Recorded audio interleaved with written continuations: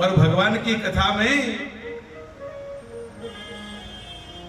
अगर मनु के वंश की चर्चा ना आए तो कथा पूर्ण नहीं होती। मनु के वंश की चर्चा आती है। मनु की 3 पुत्रियां हैं, आहुति, देवहूति और प्रसूति, और 2 पुत्र हैं, उत्तानपाद और प्रियव्रत, और एक ऋषि है कर्दम ऋषि। कर्दम का मतलब है कि जिसने अपनी सारी इंद्रियों को अपने वश में कर लिया है, और ऐसे वैसे ऋषि नहीं है, अद्भुत है कर्दम ऋषि।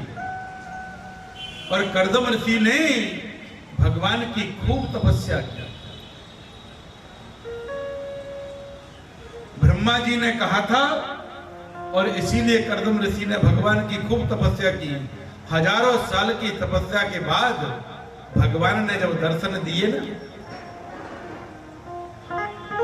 तो भगवान से कोई मन की बात छुप सकती है क्या? भगवान ने कहा, हम तुम्हारी तपस्या से खुश हैं, मांगो क्या मांगना है। कर्दम ऋषि ने कहा, प्रभु अब कुछ नहीं, अब आप मिल गए, अब क्या मांगना आपसे, आपके दर्शन हो गए, सत्संग मिल गया, और जैसे परमात्मा मिल गया उसे अब क्या मांगना। लेकिन भगवान तो मन की बात जानते थे। भगवान ने कहा, कल तुम्हारे यहां मनु महाराज आएंगे, अपनी बेटी का रिश्ता लेकर, मना मत कर देना।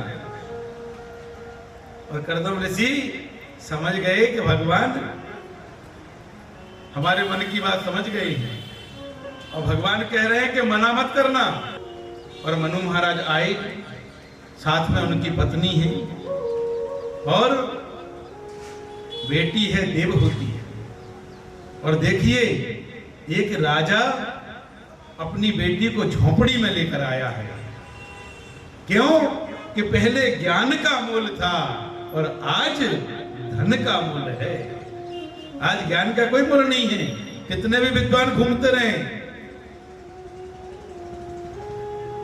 कोई शादी वादी नहीं होने वाली। उसके लिए क्या चाहिए? ज्ञान नहीं चाहिए, बढ़िया सुंदर सा मकान और थोड़ी जमीन और हो तो आहा, और गाड़ी हो, और लड़का किसी कंपनी में सर्विस करता है। अच्छा, सरकारी नौकरी मिल जाए तो आहा, फिर तो लड़का कैसा भी हो चलेगा, बस सरकारी नौकरी होना चाहिए। तो मनु महाराज देवहूति को कर्दम ऋषि के आश्रम में लेकर आए हैं, और देवहूति मैया का कर्दम ऋषि के साथ विवाह हुआ। और कर्दम ऋषि तो हमेशा ध्यान में डूबे रहते थे, वर्षों तक ध्यान में डूबे रहे, पत्नी का ध्यान ही नहीं, और पत्नी सेवा में लगी है। देखिए, इसीलिए हमारे सनातन में पत्नी को क्या कहा जाता है? धर्म पत्नी। धर्म पत्नी इसलिए कहा जाता है कि पत्नी वही जो पति को धर्म की ओर ले जाए। ठीक है ना? और जब कर्दम ऋषि ने आंखें खोली और देखा, अपनी ही पत्नी को नहीं पहचान पा रहे हैं, कैसा ध्यान रहा होगा। जब याद आया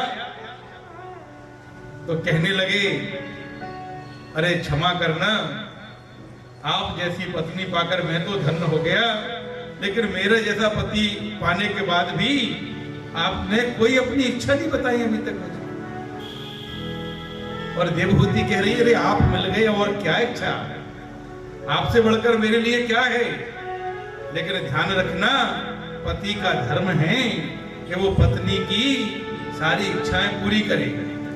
और जैसे ही कर्दम ऋषि ने सोचा कि हमें अपनी पत्नी की कुछ इच्छाएं पूरी करना चाहिए, और ध्यान किया, और ध्यान से कामद विमान बना दिया।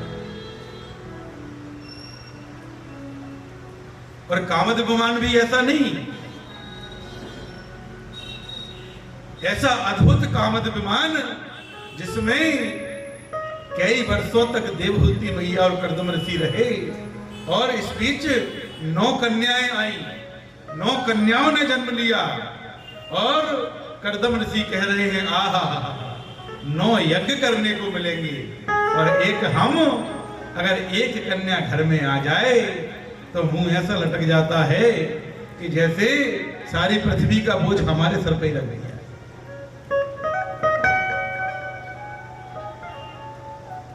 हमारे एक मित्र थे, हॉस्पिटल में हमने फोन लगाया और क्या हुआ, कैसे हो, बड़े उदास से बोले अरे लड़की हुई है।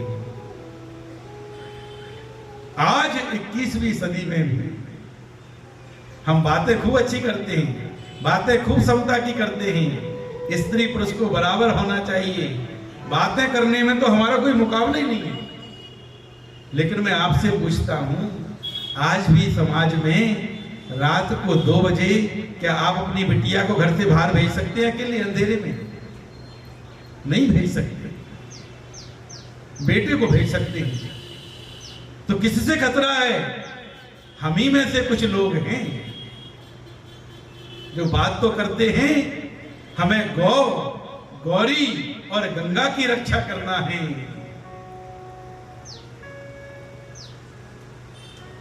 कर्दम ऋषि कह रहे हैं कि 9 कन्याएं हैं तो 9 यज्ञ करने को मिलेंगे। और कर्दम ऋषि ने कहा देवहूति से कि अब मैं सन्यास के लिए जा रहा हूं। मैंने भगवान से पहले ही वचनबद्ध कर दिया था, मेरे एक भी पुत्र या पुत्री हुए तो मैं तो सन्यास के लिए चला जाऊंगा। और देवहूति कह रही हैं अरे आप जैसा पति पाकर भी अगर मेरा कल्याण ना हो, अरे ये 9 बेटियां हैं, मैं इनके साथ क्या करूंगी? और ध्यान रखना, यदि घर में बेटी है तो उसका उचित वर देकर पहले विवाह करना, और बेटा है तो उसके रोजगार की व्यवस्था करना, तब कहीं सन्यास के लिए निकलना। और कर्दम ऋषि को एकदम से ध्यान आया कि अरे भगवान ने वादा किया था कि मैं आपके घर में पुत्र रूप में आऊंगा। और कर्दम ऋषि उसी वादे के याद करके आज रुक गए हैं। बोलिए बांके बिहारी लाल की। और आज कर्दम ऋषि के घर में कपिल भगवान आ रहे हैं। बोलिए कपिल भगवान की।